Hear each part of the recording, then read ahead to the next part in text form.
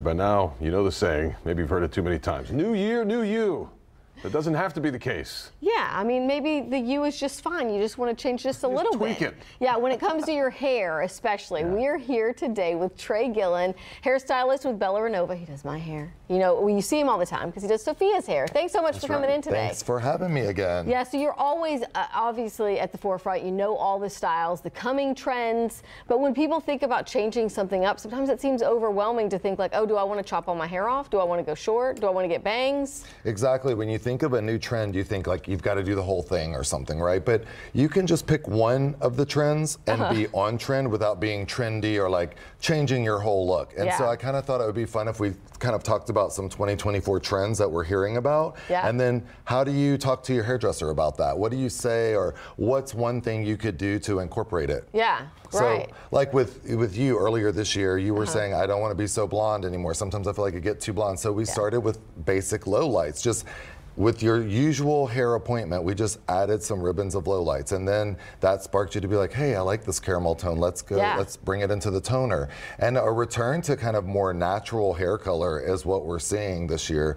People were really blonde in the past and really bright face framing, but people realize that that's high maintenance. So kind of being closer to your natural color is a big trend coming up. That's refreshing. Yeah. I'll tell you who noticed is Glenn, our floor director this morning. He's like, he did, a little darker, right? Awesome. He's like, but not all at once. Yeah. Yeah, no, so definitely that is one. And I do like the honey caramel tones. Yeah. And with that, your hair will be healthier and shinier. Because it's not so over-processed, it's not so contrived. So healthy, shiny hair in 2024 is going to be, and whether it be curly and your natural texture or smoothed out. So how do you get healthy, shiny hair when you've had all these highlights? You need to do conditioning treatments. You need to do maybe a Brazilian blowout in Houston, something to help you with like the frizz factor. Because hair that's rough doesn't reflect light. And so if you want it to be shiny, you need to smooth it out somehow. And that doesn't mean pin straight. That just means like take away the roughness, and like a keratin straightener or a Brazilian blowout type thing.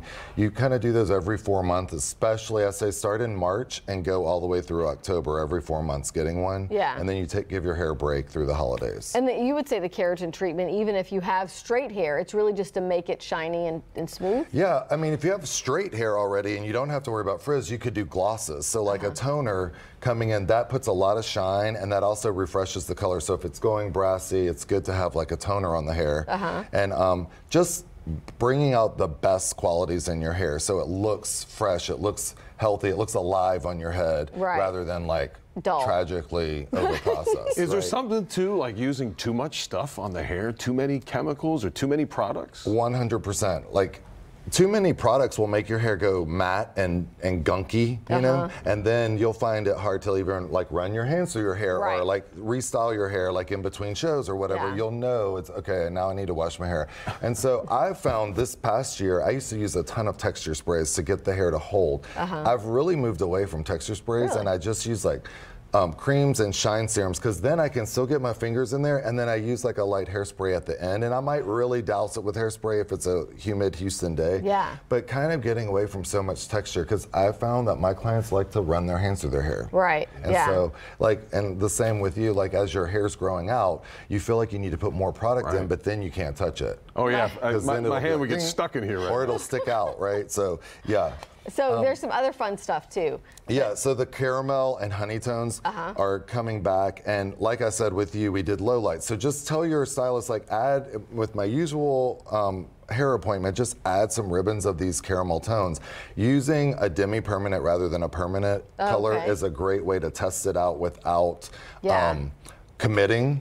And using a toner is even, like if you just want to do your highlights and then tone it a caramel tone, that's even less commitment, because after 3 or 4 weeks it's rinsed out. All right, what is this, shoulder length bob? Yeah, shoulder length bobs are great. So last year it was like a chin length like French bob, and people found like you have to style that. You have to wear a bob or the bob wears you. So growing it out, being able to put it in a small ponytail, that's going to be more user friendly. I feel that's a great trend coming up. And a lot of these trends trends that the pictures I picked have multiple trends in them, like the caramel tones. With, Yeah. and then the low lights right there.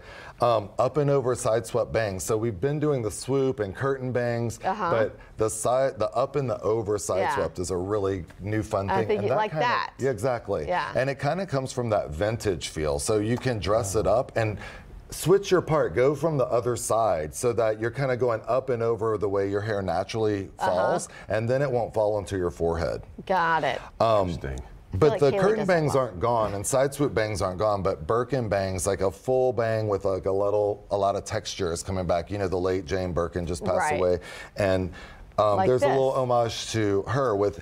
Don't cut your hair to look chunky. That is a horrible thing to do. Oh, So what really? you do is you style it with product to Oh. kind of piece it together. Because some people come in and they're like, I need these little jagged things. I was like, yeah, that's going to look like a cat just chewed on your hair.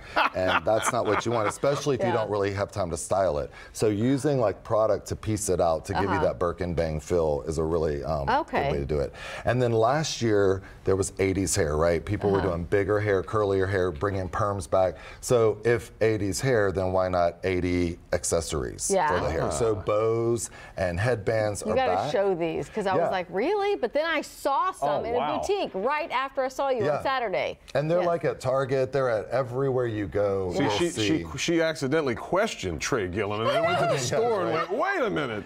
Yeah. Right, he's right. But you know, I don't it's a mess great, around. It's a great way to dress it up. Like before, it felt very casual in the 80s, but now it's like you put on a headband or you put on a bow, and it kind of dresses up your casual hairstyle. Right. One of these we just did in Europe. One of the images I gave, I was doing Estonian Fashion Week, and we had a whole show where it was all these beautiful black bows and like a half up, and I was so surprised at how elegant it looked. And you would think putting a bow in your hair would make you look like a little girl, right? Yeah. But it really dressed it up, and it was like an homage to the 80s, but really like in a forward 2024 kind of way. It was really cool. Well, and none of these ideas, it doesn't sound to me at least, like they take you out of your routine or they're really difficult. Like all of these are little things anyone can add into their routine. Or experiment with. Like it might take me some experimenting with those bows, but maybe you could help me out. And with Amy, we stayed light, and we start with the low lights behind the ears so that you do more back here and you move it closer to the face if you decide you like it. Yeah. That's kind of how I introduce people if they're afraid to change the tone of their hair.